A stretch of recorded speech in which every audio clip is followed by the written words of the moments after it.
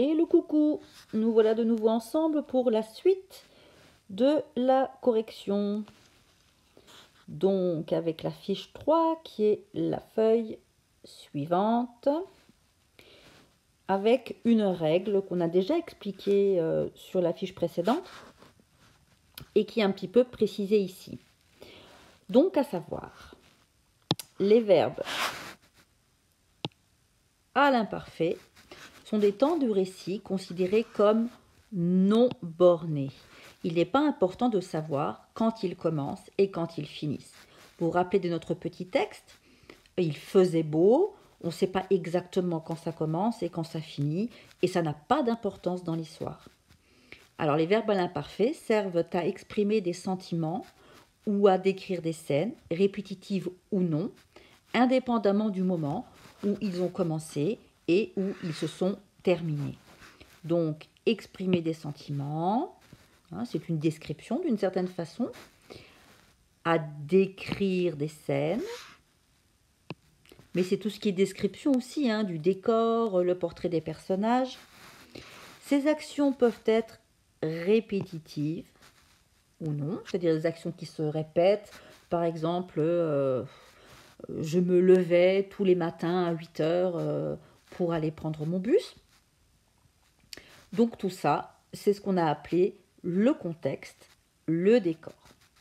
Ensuite, vous avez les verbes au passé composé qui, eux, expriment des actions bornées, c'est-à-dire qui sont ponctuelles. Le moment où elles commencent et celui où elles terminent sont essentiels pour structurer le récit. Et d'ailleurs, il y a une notion importante, c'est celle de chronologie, c'est-à-dire que le passé composé nous donne les événements dans l'ordre où ces événements se passent. Alors, on a un petit exemple par rapport à l'histoire que nous avions déjà dans la fiche 2. Hier, il faisait beau, j'étais de bonne humeur, j'avais envie d'aller dehors. À la limite, on pourrait inverser ces actions, ça ne changerait rien à l'histoire. Alors que, si vous avez « alors j'ai mis mes chaussures et je suis sortie », vous ne pouvez pas inverser les actions. « Alors je suis sortie et j'ai mis mes chaussures », ça serait vraiment bizarre. En général, on met ses chaussures avant de sortir. Voilà, pour encore des petites précisions sur l'utilisation de notre imparfait et de notre passé composé. Pour illustrer ce qu'on vient de dire, on va faire le petit exercice qui est juste en dessous. Ce sont des phrases donc qui font partie d'une histoire, mais qui sont mises dans le désordre. Alors on va ensemble les remettre dans le bon ordre. Alors, je reprends ma couleur noire, voilà. Et je vais mettre des petits numéros en fait devant les phrases. Ici, on va commencer par « On était le 13 février, il faisait encore nuit ». Pour mettre ces événements dans l'ordre, il va falloir tenir compte de deux choses. D'abord de la logique par rapport aux actions qui sont exprimées ou aux choses qui sont exprimées.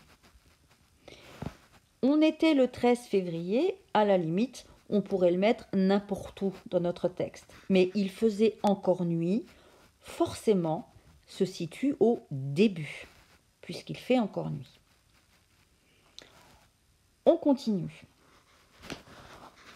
On voyait seulement les silhouettes des maisons et quelques lumières. Par rapport à l'histoire, il est logique de continuer par cette phrase-là. On continue. Mon fils s'est levé à 7 heures et comme toujours, il était de mauvaise humeur. Cette fois-ci, on tient compte en fait de l'indication temporelle. Le à 7 heures indique le début de la matinée, l'heure à laquelle son fils se lève, et donc cette indication temporelle nous permet de placer cette phrase en petit 3. On continue avec « Il a pris son petit déjeuner sans dire un mot. Et puis, on continue avec, ensuite, il est allé dans la salle de bain. Et juste après avec, il s'est brossé les dents et il s'est coiffé. Ici, on est dans la logique de l'histoire.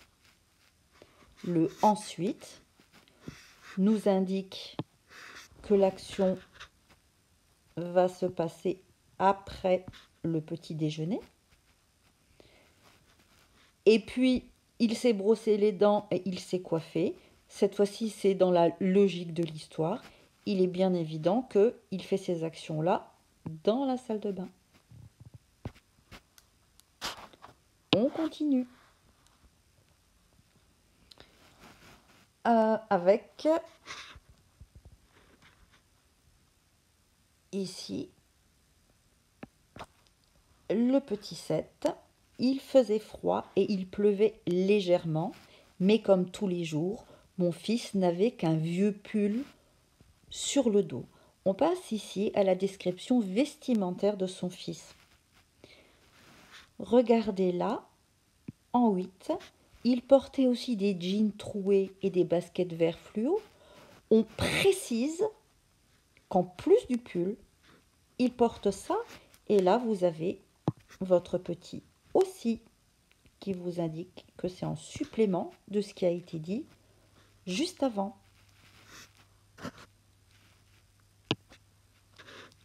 Après, on passe à 8 heures, il a quitté la maison pour prendre le bus. Il est bien évident que c'est logique, qu'il s'est d'abord levé, qu'il a d'abord petit déjeuner, qu'il s'est d'abord douché et habillé avant de partir. Il faisait jour maintenant. Quand il s'est levé, je vous rappelle qu'il faisait nuit et que maintenant il commence à faire jour. Et dernière phrase, j'ai fermé la porte derrière lui et je me suis demandé si j'étais comme ça à son âge. Il est bien évident que ça doit être sa maman, on imagine, qu'elle a fermé la porte une fois qu'il était parti. Donc voilà pour la succession des différentes phrases. Et je répète encore une fois, nous avons tenu compte de deux choses, de certaines indications temporelles et aussi du sens de ce qui était raconté dans l'histoire pour avoir cette succession. Et voilà pour notre fiche numéro 3.